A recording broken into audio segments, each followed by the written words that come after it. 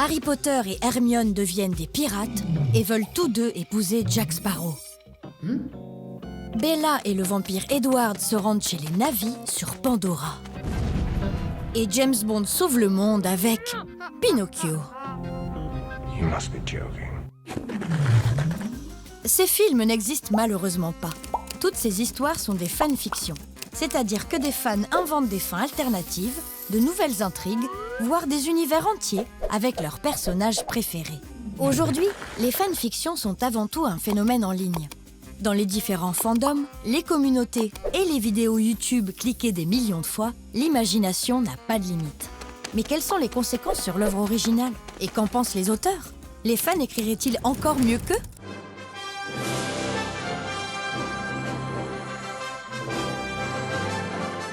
La fanfiction est un phénomène culturel qui s'exprime surtout sur Internet. Mais des écrits anciens et une nouvelle interprétation de l'œuvre de Jane Austen montrent que ces formes de récits ne sont pas nées sur la toile. Le terme générique de fanfiction recouvre aujourd'hui tout ce que les fans utilisent comme fiction existante, livres, films, jeux, mais aussi des personnes réelles, pour créer leurs propres histoires, qui viennent compléter les scénarios d'origine.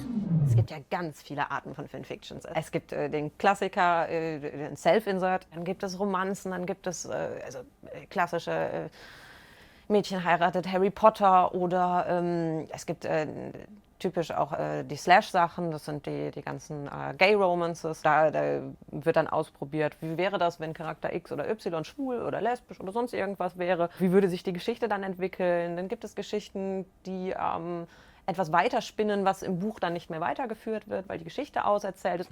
Intéressant.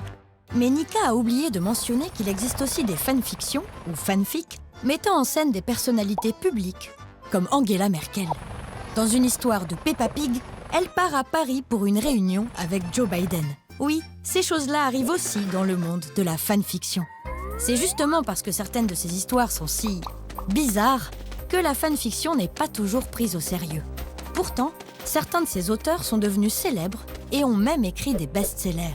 Erika Leonard, plus connue sous le nom d'E.L. James, a créé une fanfiction Twilight avec des éléments BDSM et a été critiquée sur les forums pour ce contenu sadomaso. Elle a alors rebaptisé les personnages et publié l'histoire sur Internet. Son récit est alors devenu un best-seller, sous le titre « 50 nuances de Grey » (50 Shades of Grey). Il n'est pas rare que les écrits des auteurs de fanfiction donnent lieu à des critiques au sein de la communauté et parfois même à des problèmes de droit d'auteur. Es gibt Autoren, die verlassen das Verbieten. Daran hält man sich in der Regel auch. Also das ist so ein bisschen der Kodex der Fanfiction-Autoren. Wenn Person X es nicht will und das ist öffentlich bekannt, ja, dann lässt man es halt. Compris. Mais quelles sont donc les motivations des auteurs et autrices de fanfiction? Les fans manquent-ils de quelque chose? Sont-ils insatisfaits? Ou alors en veulent-ils tout simplement plus? Die einzige Belohnung sind Reviews. Wenn jemand schreibt, Mensch, das fand ich total toll, das war eine total süße Geschichte. Es war die Community, dieser Austausch im Fandom selber über die Charaktere, über die ganze Geschichte, aber auch über Techniken. Also zum Beispiel gibt es eigentlich in fast jeder Fanfiction-Community auch so einen Bereich, wo man sagen kann, man kann an Texten arbeiten. So, was kann ich besser machen und wie kann ich mich schriftlich einfach besser ausdrücken. Ou écrire des histoires supposées meilleures? L'annonce d'une bande dessinée queer sur Superman a provoqué des remous. L'auteur Tom Taylor voulait créer un Superman auquel toute personne ayant une identité sexuelle différente de celle des hétéronormatifs pourrait s'identifier.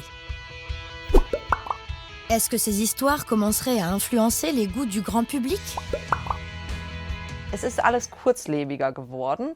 Und das Problem ist dann, dass sich so Fandoms nicht so extrem mehr aufbauen können, weil es kommt dann die nächste krasse Netflix-Serie, da kommt der nächste Kinofilm, da kommt der nächste Blockbuster und dann werden die so erschlagen und da hat man keinen Moment mehr, um in diesem Fandom so einzutauchen und da ein bisschen zu bleiben und zu verweilen. Und ich glaube, die Schnelllebigkeit, die nimmt dem Ganzen so ein bisschen die Vielzahl. La fanfiction vit à l'écart des normes et des attentes sociales.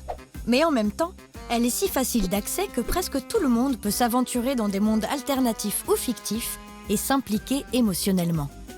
Et bien sûr, elle a une influence significative sur la culture pop et la littérature grand public. Contrairement à la réalité, l'univers des fanfictions permet d'explorer les interactions humaines et de jouer avec. Peu importe que l'histoire soit fantaisiste, irréaliste ou absurde, il n'y a pas de limite à l'imagination et elle sera lue de toute façon.